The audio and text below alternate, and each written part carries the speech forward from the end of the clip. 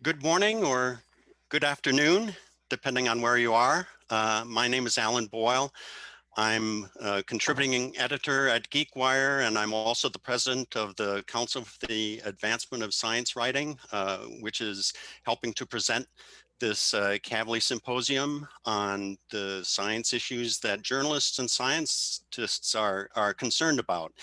And so we've had a pretty busy day already. We've had people talking about how New York Times Magazine story was done about pig brains, and we've had people discussing how potentially controversial issues can be handled in 4 small groups. And so we're here to talk about what journalists should be doing, what scientists should be doing, how we can work better together, what issues we have to keep in mind to really get that information out to the public that is accurate and fair. And so I want to welcome you to this session and talk about the people who you'll be hearing from over the next 45 minutes or so. We have Allison Snyder, who is a managing editor at Axios. She oversees the newsroom's coverage of science, space, transportation, and other areas. Before joining Axios, Allison was an executive producer at the Washington Post, and her work has also appeared in the Daily Beast, the Scientific American, the Scientist, and the Lancet. And before all that, she earned her degree in chemical engineering at MIT and studied botany at the University of Canterbury in New Zealand on a Fulbright scholarship. So she'll be one of our discussants. The other discussant is Victoria Jaggert, the executive editor for science at National Geographic. Before joining National Geographic, Jaggert was the web science editor for Smithsonian Magazine. She's also served as physical sciences news editor for New Scientist and as a reporter for chemical and engineering news. She received her degree in science writing and journalism from Lehigh University. So we'll be hearing from them in a few minutes, but first we're going to have the presentations from the leaders of the 4 small groups who discussed these issues. We have Brooke Dulka, whose group focused on gene editing and CRISPR, how that technology is being used and the controversies that the technology is engendering. We'll have Karen Andrade, whose group focused on solar geoengineering, the development of techniques to cool the Earth in the face of the climate change crisis that is likely to be facing us in the decades ahead. The third group was headed by Maria Carnovale, and they focused on AI, face recognition, and other predictive technologies, which are already coming in for a lot of controversy. And the fourth group focused on brain-machine interfaces. It was led by Alex Grizel, and they focused on medical advances that are really addressing what it means to be conscious, what it means to have your, mental faculties enhanced, and all the craziness that is engendered by those sorts of developments. And so at this time, I'm going to invite Brooke to talk about the results that they came up with in the group on gene editing. Thank you. Great to be here, and I'm happy to share what my group discussed. It was a very productive discussion, and I'd like to thank everyone who was involved with that.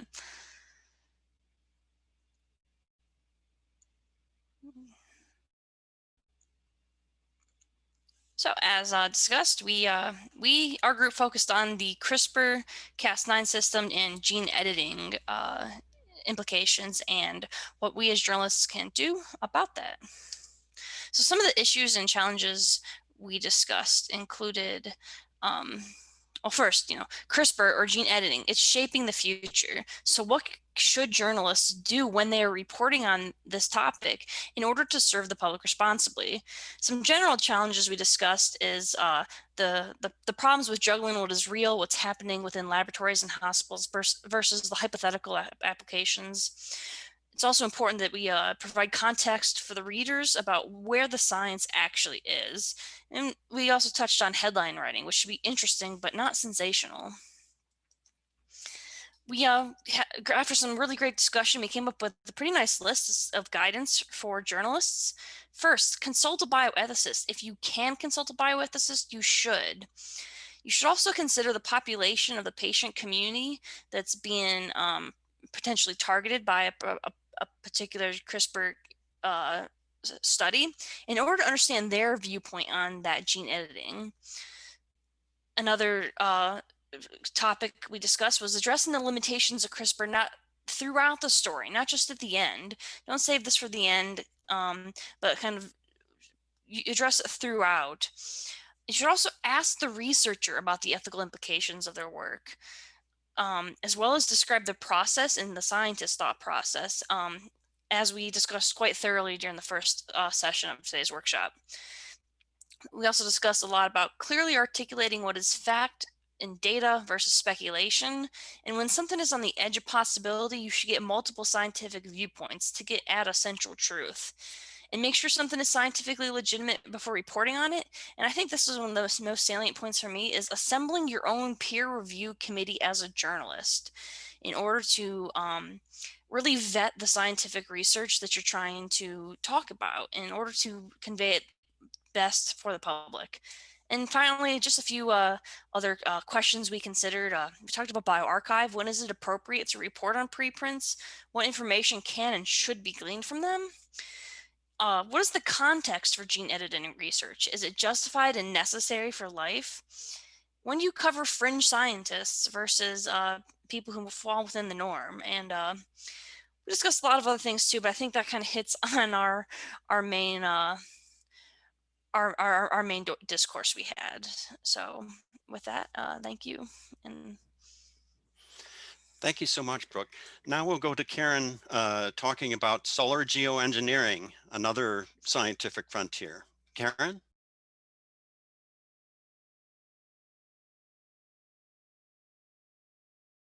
Unmute. Hey, hi, thank you. Hi, my name is Karen Andrade. I am a Civic Science Fellow at the Science Philanthropy Alliance. And I was part of the team that discussed solar geoengineering, group 2. And one of the issues and questions we considered, this is a bit of a summary, really we started by discussing that this solar geoengineering is no longer a fringe idea. And if we only used, and we started discussing like, well, if we only use models and don't actually do research in this space, how can we actually understand the different dimensions of impact? But we spent a while discussing, like what does that mean? If you do the research, then does that mean that you're vetting that this is a possible solution? Because what we can do solar geoengineering doesn't mean that we should. And so we spent a while talking, of course, very quickly got to the moral hazard of covering this topic. So, if we see this as if there's a technocratic solution that gets us out of climate change and that solves us of really going towards true solutions. And so we quickly then got to, well, like context and nuance are essential when covering something like this. And also something that I personally really liked a lot is the idea that really, so they said it very succinctly. Somebody in our group said, there's multiple stories. There is no single story to tell this, to say this. And in that we started discussing how do we become aware of our own biases as we seek that context and those multiple stories. And somebody in our group said, yeah, that is true. And it also is important for us to remember that the community and the people out there, it's not a monolith, there's diverse views. And another key point is that respectful engagement is key as we try to really gather and really get our story, not only engaged, but also put the story out there to different communities. And also, of course, a very key point is like, and we started discussing in depth, how do we avoid false equivalence, which is essential in this kind of work. And then we finished with really just discussing how essential it is to have a credible scientist in your background. And following the template that was given to me, that I loved, I spent a while thinking that I think some of the ways that the values of scientists and journalists conflicted or converged as we were talking, I think they saw a lot of converging. There was many scientists in the room that had become science writers. And so, and then it was really clear that we were all converging on it's now an essential topic. It has now moved away from being a fringe topic. We need to reconsider, and we need to consider what does it mean to say that we need to do research on this topic. We need multiple views, multiple stories. And they're both, well, journalists and scientists we were all asking, how should I allow other people and voice into my research as a journalist, or how do I avoid false equivalence while maintain the validity of the science, while opening this up to diverse voices that have impact, that this is going to impact. It's like we need to be aware of the bigger implications of this. I did see one difference is that our scientists in the group kept on bringing the global context. Well, journalists kind of just were very focused on the local. And this is, I think this is just a suggested guidance for journalists, which I've already touched on. But then something that at the end of the day, we really discussed that this is a science story and a human story. We need multiple stories. And yeah, I've touched most of these, like having a bona fide respected scientist in your background is essential. And we ended, there was a lot of up and coming scientists in our group. So it's just with a note of like, we need more, more science writers with science background. So I think that's it. Now we have Maria talking about AI and all the social implications that come along with the new technologies. Maria? So in our group, we discussed AI and predictive technology and how to cover their social implication. And the reason why it's important to cover is that predictive models use data that represent the past to essentially predict the future, to take action. So in our group, we discussed AI and predictive technology. And as I was mentioning, this technology creates different ethical issues and can create some social issues because they use the past to essentially predict the future and to suggest an action for the future. But the issue is what is problematic, like racism or like some type of discrimination has been common, and so it's also some of the issues that arise with this technology, predictive models to incarceration decisions solve. AI systems need to be tackled with a broader set of expertise rather than simply the technology. Another issue that came up is that computer science is does not work like other scientific fields. It's way more open source, is way more focused on product development rather than the traditional hypothesis testing. And therefore, journalists are responsible to vet the science, are more responsible than in other scientific fields to vet the science themselves and decide what is worth covering.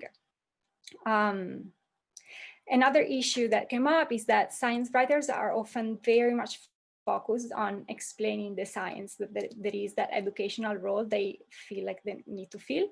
But they often, by doing that, they often miss the societal implication of the technology itself. In terms of suggested guidance for journalists, we came up with a bunch of them. The first one was not to prescribe a solution, but use the piece that you're writing to describe the complexity of the technology and the issues that that technology creates. That can be done by revealing the experiences of the people that have been impacted by the technology and make the reader decide for themselves how to evaluate those issues. A way that can be useful to tackle these issues, that, for instance, to start with an anecdotal lead, again, of a person that was affected by the technology, and then to leave the piece with open-ended questions. And now another suggestion that came up is to not to start the story with the Terminator, and in other words, to be very careful about the hyperboles and the metaphors and the analogies that can really misrepresent the science behind the story. And I think this is something that came up in the session, in the opening session, when we were talking about the titles. Another suggestion that was proposed is that with AI, it's very important to focus on those impacts rather than the science. And by doing that, bringing different fields into the loop and not just the technology, bringing different expertise into the piece is important. Another suggestion was to think about the limitation of the technology and ask those skeptical questions. And so reading the limitation sections of the paper, because some assumptions can really change the story. And really think through how the systems makes those predictions that those predictions that are then used to make decisions, to inform decisions. And finally, one interesting point that came up is how the researchers and the writer really matter. And so to really ask the question of what unique point of view do those identities bring into the piece. And I think this is where all that we came up with, and really thank you for all that shared their opinions and for the ability to share them with a wider group.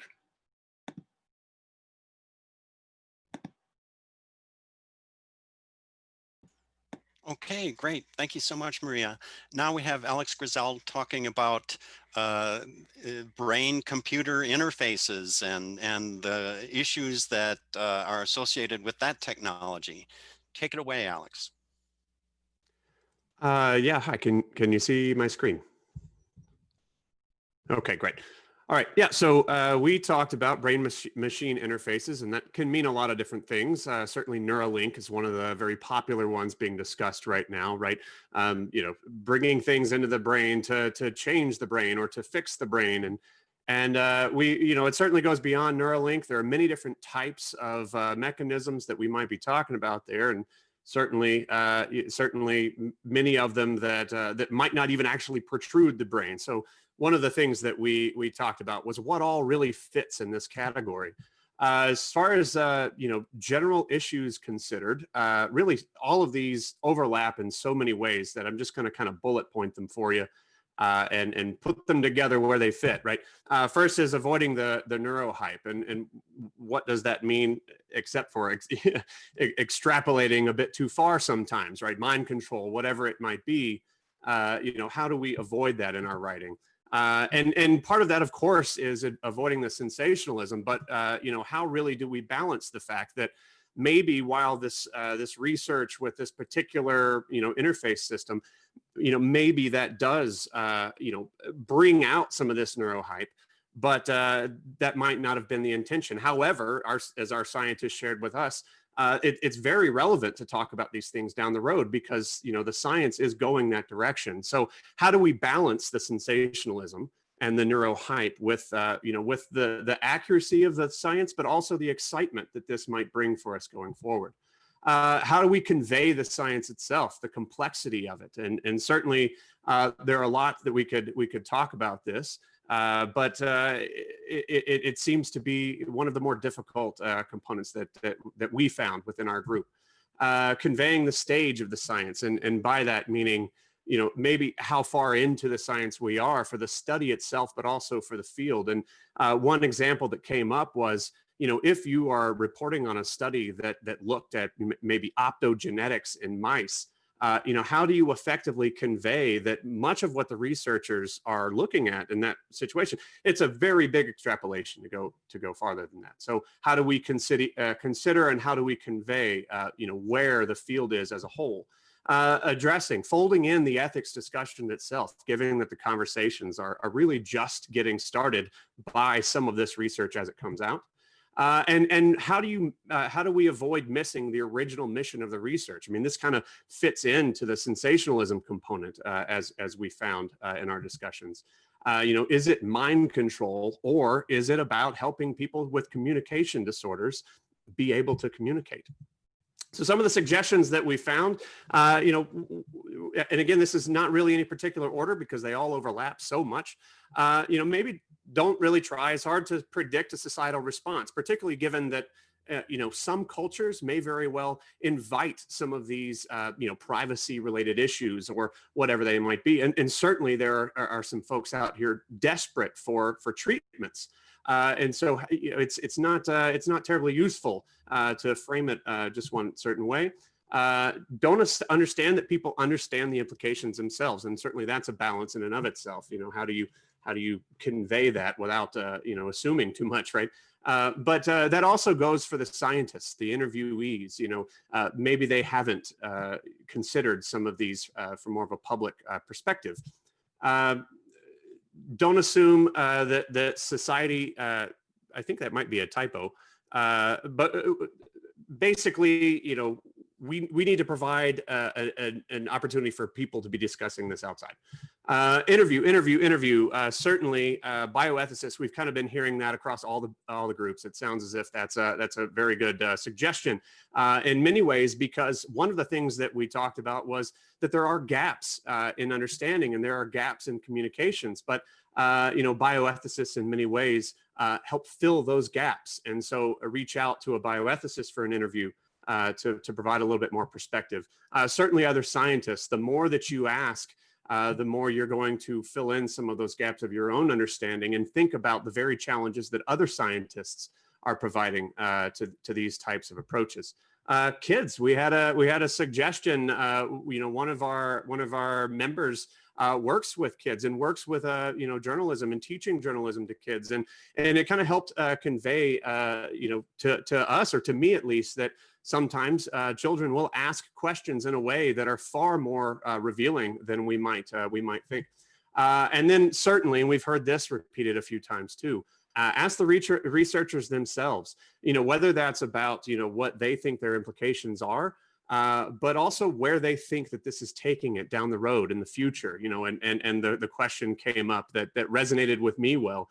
What keeps you up at night about what your research might be doing? Certainly our scientist talked about how there were times when it was really hard to know how much to share. Getting a patient experience, the clinical stakeholders for what we're doing really helps round out the story, brings in the human element, but for that matter, it also helps kind of center on what we're actually doing now and not so much lead into the neurohype for the future. And there was a story of, that was shared of when a patient came together with a researcher on stage, and the patient who had been helped by a prosthesis was crying, while connecting. And then for that matter, so too were tears from the researcher, and just sharing that element of the story, helps kind of center it differently. Certainly important to convey uncertainty, right? To help the conversations or the thoughts that are going to be had after the fact, to set the stage for people to think for themselves. And we also talked a bit about this issue of balancing that gap that exists out there in knowledge and complexity in so many ways. How can we, not put too many more words into our pieces in order to explain? So some efforts that are taken to create repositories for basic information were suggested, maybe within the publication medium. And then there are certainly, we had some of the Kavli representatives come in and talk about some efforts to help address some of these as well. But certainly more needs to be done there, and we identified that as such. So that's all I have. Thank you. Thank you so much, Alex. So for the last almost a half hour, we've been hearing from people who are telling journalists what they should be doing. And now it's the journalists' turn to respond to these recommendations and observations. And it'll soon be your turn as well. You can feel free to enter questions in the chat window on Whova, and we'll try to get to them.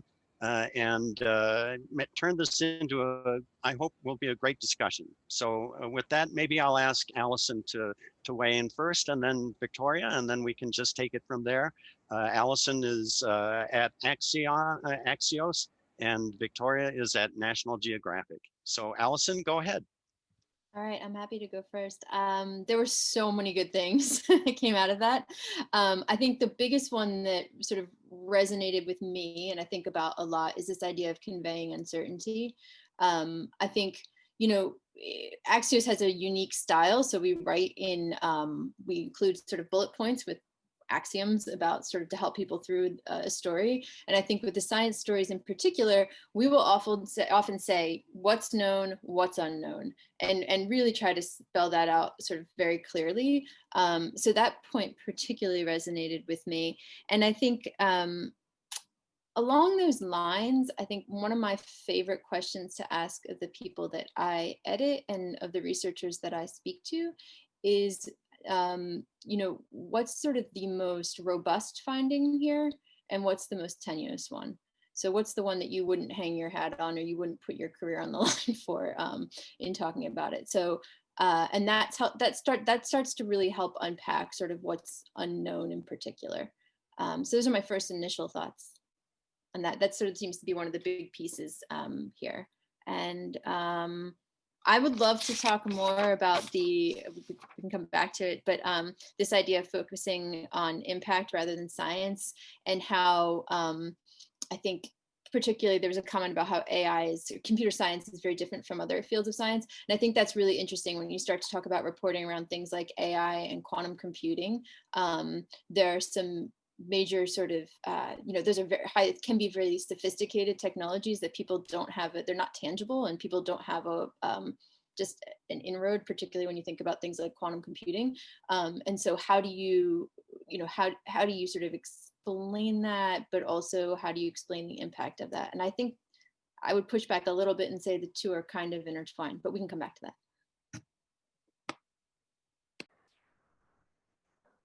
Thanks. Thank you to everybody for putting so much thought into all this and so much discussion. I think one of the themes that seemed to really emerge for me is this idea of making sure that you have multiple perspectives. I absolutely adore that idea. I think it's one of the key tenets, of course, in journalism is that we're trying to get as many voices as possible to speak to an issue. But of course, the sort of baseline level is always you talk to the lead researcher, you talk to a couple outside comments who are involved in that same field, and then you write your story in the inverted pyramid and you walk out the door. I think what I love to see more of in science journalism is this idea that we're talking to a breadth of people who would be potentially affected by the science. And I think the other part of the equation on the journalism side is this idea that we have a lot of perspectives internally, because deciding how we cover a story, deciding what to cover in the first place and what not to cover is a huge part of what our responsibility is as journalists, and especially with scientific topics, it can be very complex, and it's a huge temptation to just either assume a certain level of knowledge of your readers or to assume that people are going to get excited about something because you're excited about something. I have found having a team of people that I can go to inside National Geographic who are not science specialists at all, and I can say, hey, what do you think about this working headline? What do you think about this potential discovery? Hey, have you ever heard this term before? It's been incredibly valuable in helping us shape our coverage in ways that really will appeal to a very broad audience. And I think that's a huge component of what we're doing every day with our science journalism, but it's also a huge component of how we stay connected to our readers and make sure that we are giving them the service that they're looking for in understanding the world around them and understanding the complexities.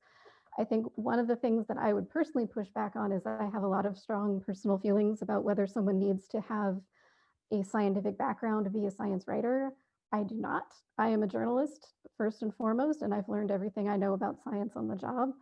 But I definitely work with a lot of incredibly smart people, including multiple PhDs on my team. And it's, again, I think a value of different perspectives that everybody brings to the table in deciding what we cover and how we frame it for the public. Thank you. One of the standard features of an Axios story is the section that's called Yes, But. What are your yes, buts about these presentations?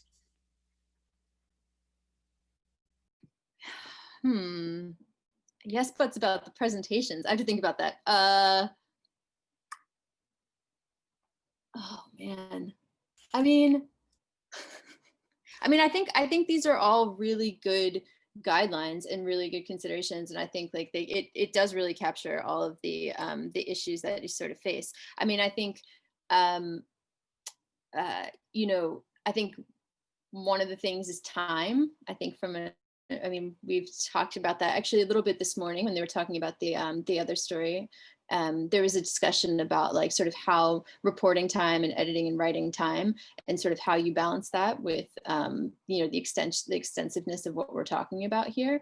And I think that's valid, but I think at the end of the day, your readers reward you for being you know, as accurate and careful as you can be. So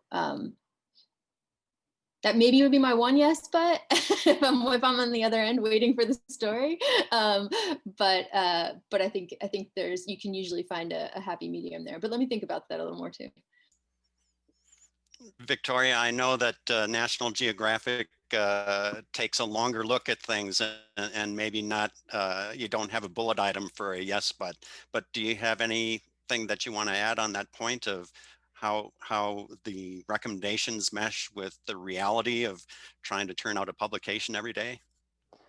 Oh, definitely. I mean, National Geographic, the work that I have done there has gone the whole gamut of we need to do a quick turn story in a matter of hours to we need to work on a feature that's going to take over a year to produce. And I will say time is always a huge factor in deciding how we're going to approach any given story and how much attention and level of detail. I think it was interesting, for instance, listening to the presentation this morning about covering the research on pig brains, because we actually did cover that as a digital story when the Nature paper dropped.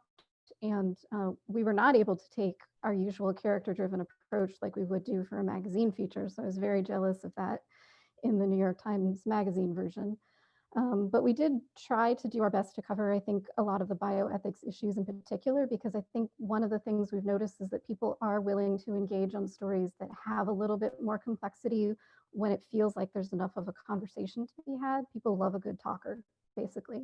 And I think that's one of the more interesting components of these stories that have a lot of these ethical challenges to them, is it is something that's going to invite a lot of conversation, which is great. How well you're able to inform that conversation is obviously very hinged on time. And I think seeking out a number of perspectives, seeking out those patient stories and making sure that you're able to tell that in a responsible and professional way, while also showcasing exactly how much these scientific advances can influence actual individual human lives, is really awesome and important. And I would love to be able to do that for every single story that we cover. Not always going to have that luxury, unfortunately. And we also have to be thinking about it constantly through the lens of how are we best serving the readership, and what are they going to be looking for from us in any given instance. Another yes, but from, I guess, or another reality, I guess, for us, because again, Axios is unique, and sort of most of our stories are less than 500 words. So if you think space considerations, come talk to us.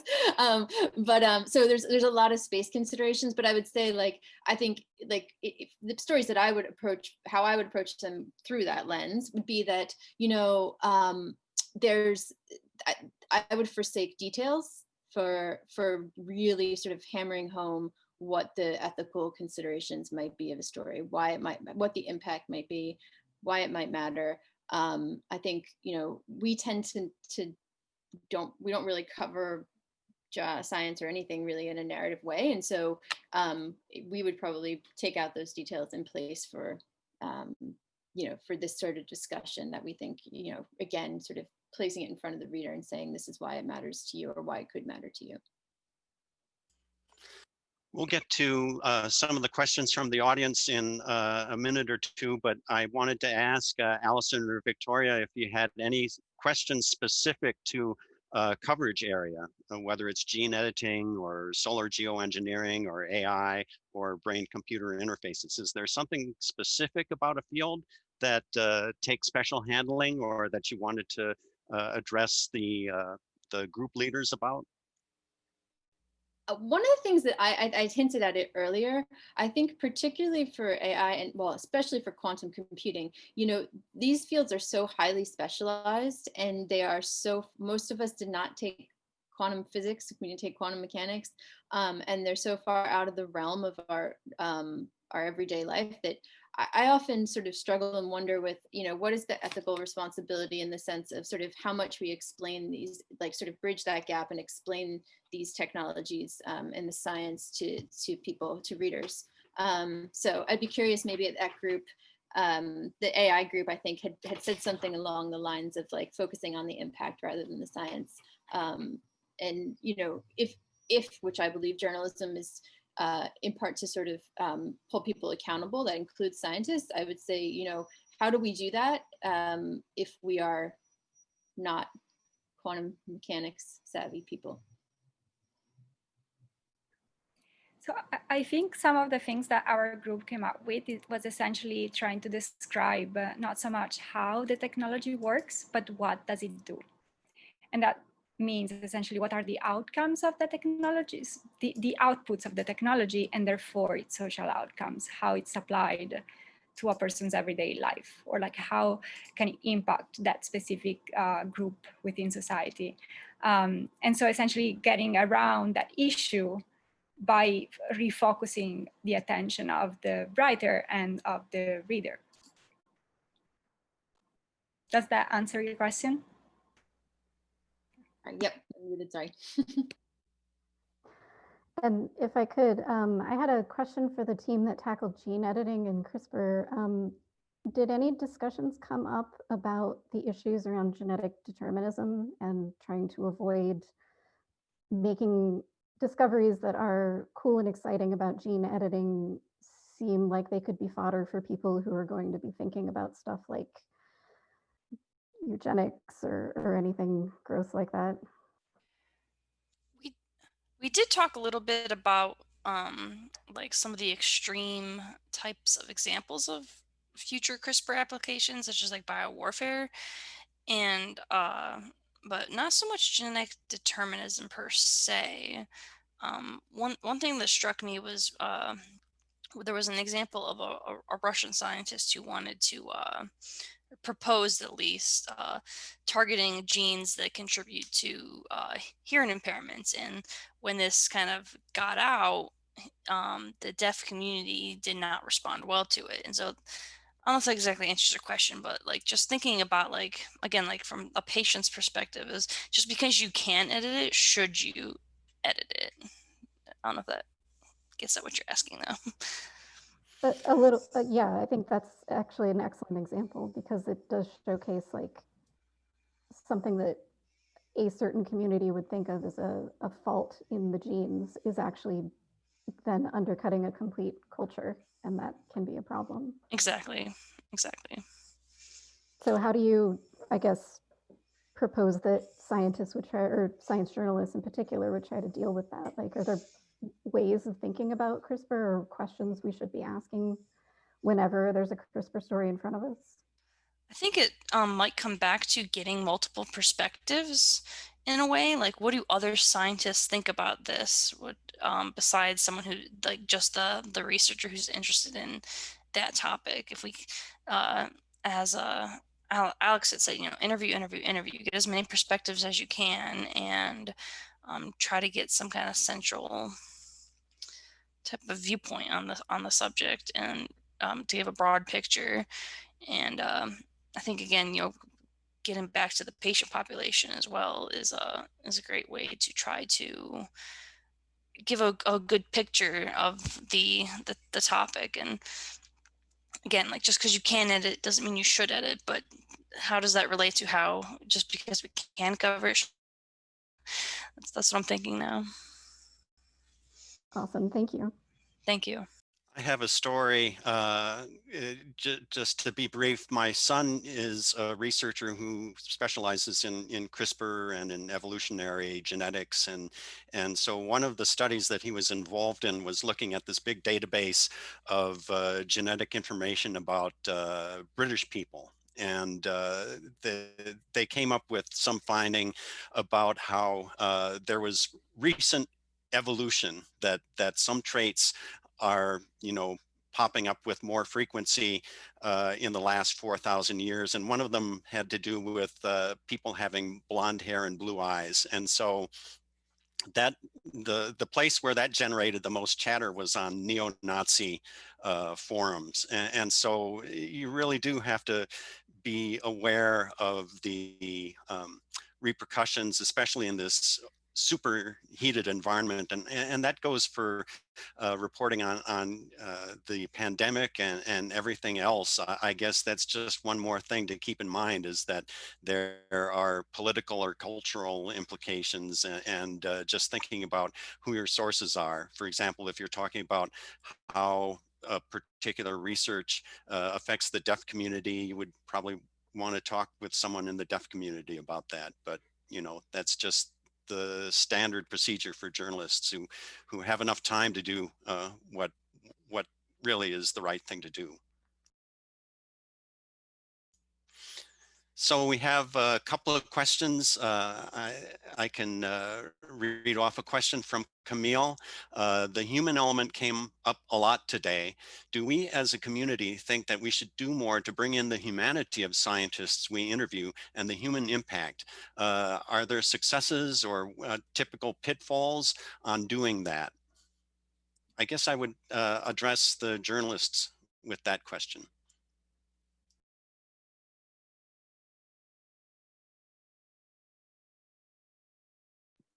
So I think the short answer is yes. I was thinking about, again, the way, if I'm thinking about the Axios style, we don't necessarily cover the narrative side of journalism, but I think, or in the narrative side of science, but I think like there are ways in which there are maybe from a policy standpoint, from a geopolitical standpoint, to look at how science is done. And I think it gets at some of the same issues you're raising here about the human impact and sort of what's driving it, what the human sort of forces are that are driving the type of science that's done by whom, where, with whom.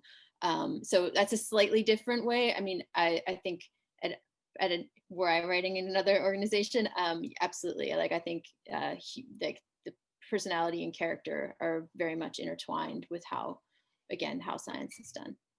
So it's a slightly different inroad for us, but yes. Yeah, and I would just add, from the National Geographic perspective, with a lot of our features, we're constantly talking about who are the characters, what are the scenes, and that applies as much to science journalism as it does to any of the other topic areas that we cover. I think some interesting pitfalls there are these questions of journalistic objectivity, and at a certain point, after you've spent a lot of time with a particular scientist or team, do you start to feel affinities for them? How do you make clear that you are a journalist and you're here as an observer and you are going to be potentially critical of their work, but still get the access that you need to tell a really good, vibrant, accurate story? It's walking a fine line, and I think that's where a larger story team on the back end can come into play. As an editor, I've sometimes had to walk writers back from being a little too excited about the scientist in particular that they cover. I've had to make suggestions about other potential critical outside sources who could talk to them. But then the flip side of that is I've had to talk to some of my science journalists in the past who have been turned off from even doing a story in the first place because some outside expert is so largely critical of whatever the lead study author has to say. And then if you do a little digging, you find out that they actually have this giant personal feud. So it's good for science journalists, I think, to remember that scientists are people too, and there's going to be a lot of interesting interpersonal dynamics that go into telling any story, especially when you get into some really niche topics. I could give examples, but I don't want to be too obvious. Great, thank you, Victoria. I'm going to try to combine a couple of questions. Will asks, how can journalism outlets reform their own ethics statements and live by them in innovative ways? And Rachel asks, what are the problematic ethical issues that you've had to address with writers in the past? Have you ever killed a story because of the potential ethical repercussions?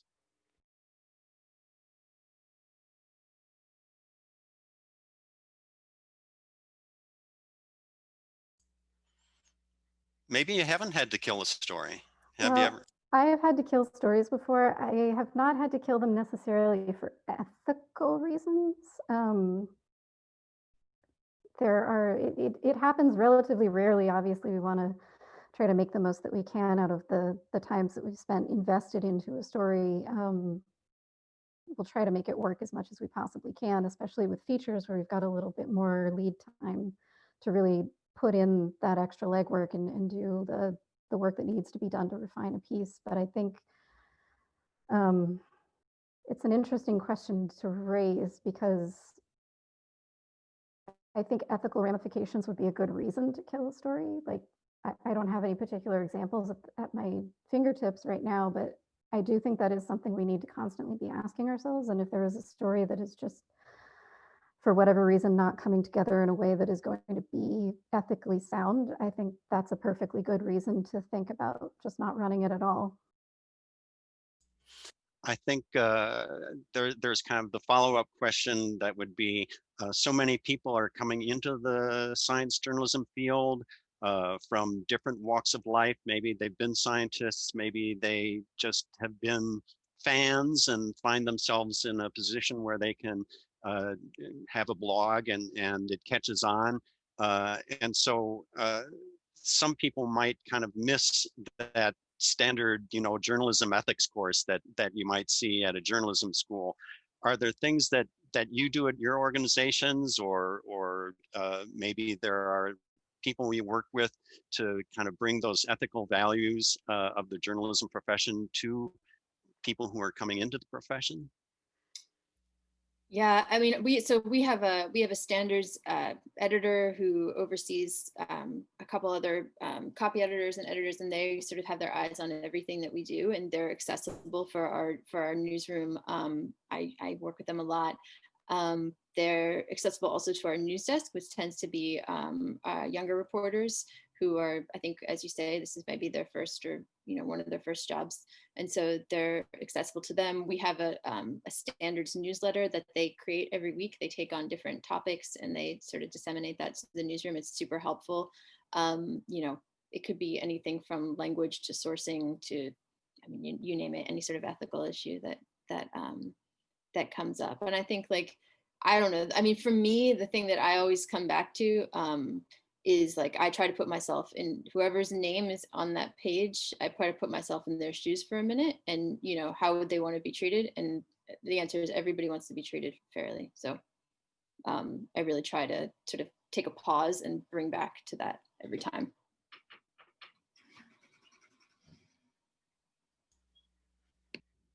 And for us, we actually have a ethics guide that we revisit every year and that we disseminate to staff and to our freelance contributors when they sign a contract with us, so that they've got a good sense of where we stand on journalistic ethics in particular.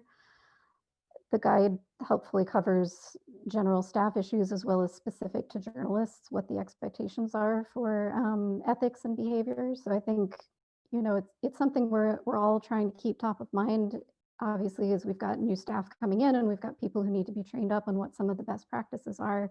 And I think one of the most interesting things that I've seen in the recent past is a sense that it's not just the journalists themselves who need to be educated about journalistic ethics sometimes, but it's the public at large.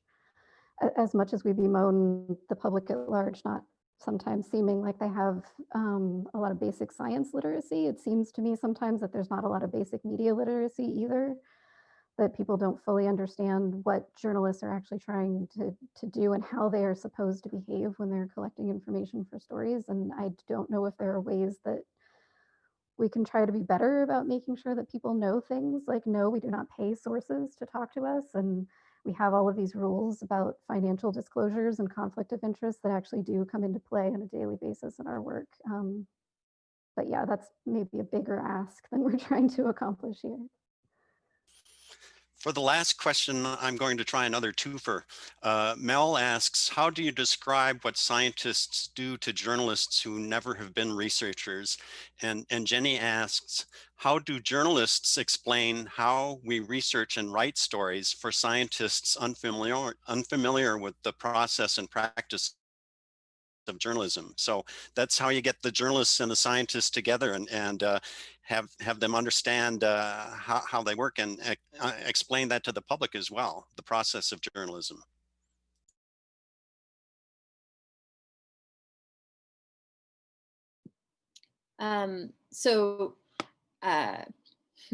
I think the two, so I think science and journalism actually share, maybe this is my narrative of my life, but I think they actually share a lot of things around sort of critical thinking and how evidence is gathered and how questions are answered and sort of intellectually with intellectual honesty.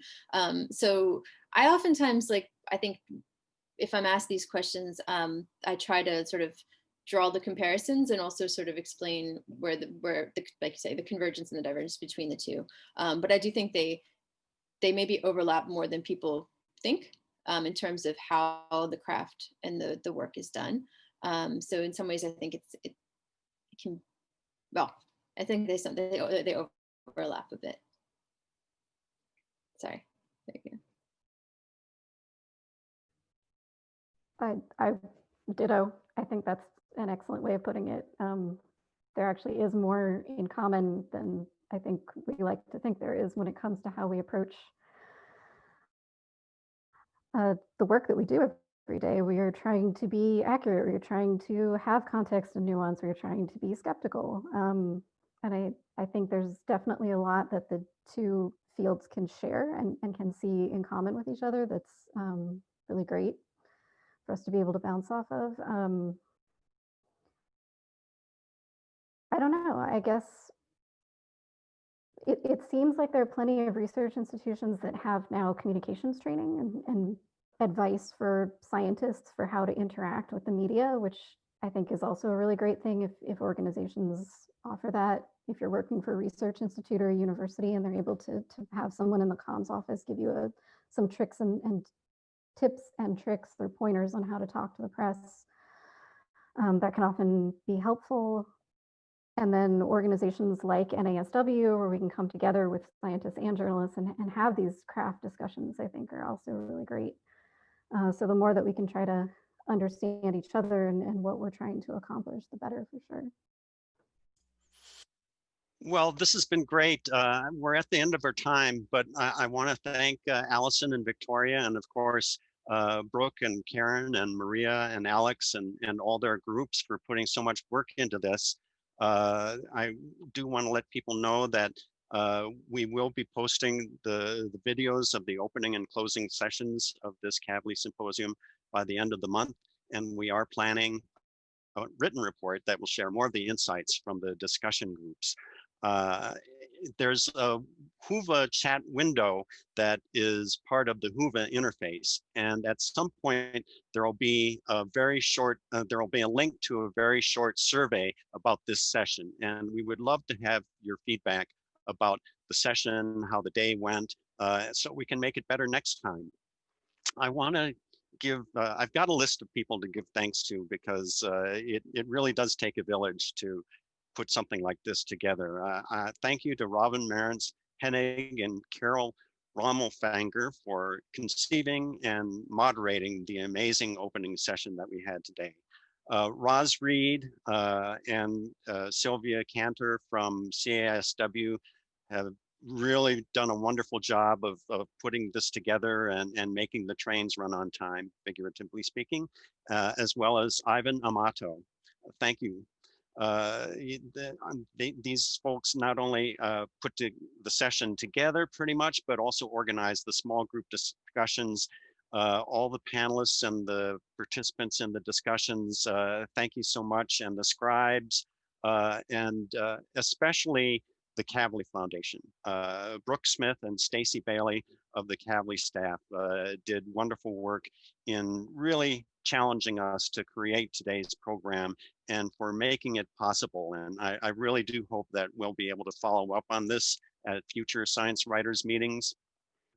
So I guess that's the end of my list. And I just want to thank you again and look forward to more from Science Writers 2020. Thank you. And thank you, Alan.